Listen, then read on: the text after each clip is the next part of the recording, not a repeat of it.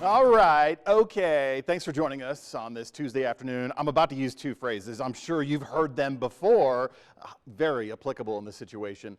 That escalated quickly, and we're done.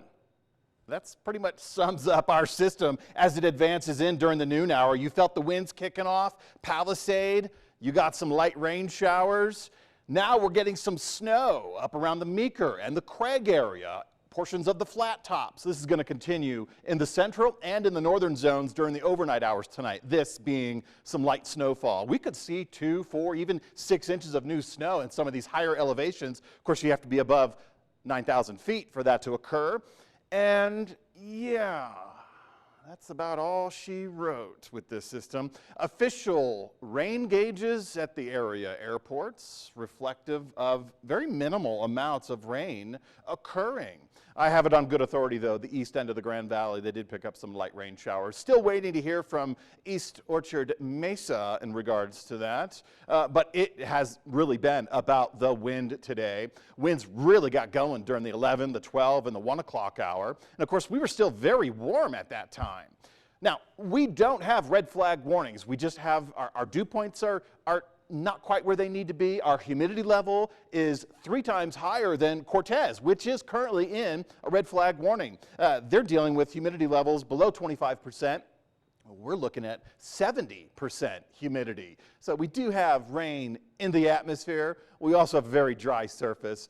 But I will say this, we have been dealing with some strong wind. Right now we're looking at 10 to 20 mile per hour wind speeds. 2-3 hours ago, these were a lot stronger, 20 and 30 mile per hour sustained winds. You've no doubt felt it. Top wind gusts so far. I'm still waiting for Glenwood Springs to readjust because I saw some 50 mile per hour wind gusts, but we experienced 50s along the I-70 corridor, right into Grand Junction, just about the 50 mile per hour zone, as with Delta, and of course Montrose checking in with 53 mile per hour wind gust. Hotchkiss, hello, 65 mile per hour top gusts so far. We're done with the strong wind. That's it. The cold front's already moved through. But Douglas Pass, 55 mile per hour gust. When I was looking at Douglas Pass earlier this afternoon, right around the 2:30, 3 o'clock hour, snow, sideways. Granted, it was a rain-snow mix on the camera, but you could see clearly defined snowflakes moving through the area. That's about 8,600 feet, so we really have to add another 1,000 feet to get better snow accumulation. If you're traveling through the I-70 corridor, if you're up and over Cerro Summit on Highway 50, if you're going through Rabbit Ears Pass, Highway 40, tonight through tomorrow morning, you should anticipate some snow.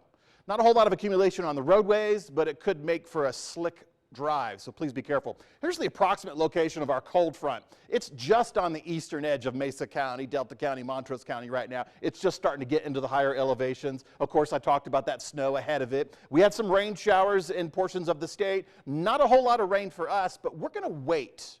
We're going to get on the backside. We still have chance of showers tonight, but I really see dry conditions cycling in during the overnight hours tonight, and that's going to eliminate our rain chances. And that's important because we have cooler temperatures, especially tomorrow morning.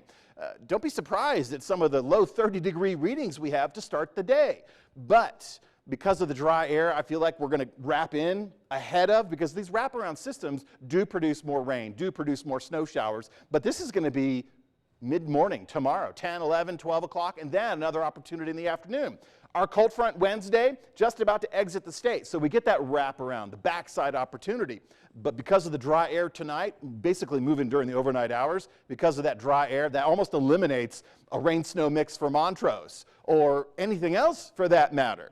Now, we are going to continue to be breezy this evening, and we are going to get some cooler temperatures, and we will look for rain showers mid-morning and again mid-afternoon, but the system's going to clear out Wednesday night, and then we get into Thursday.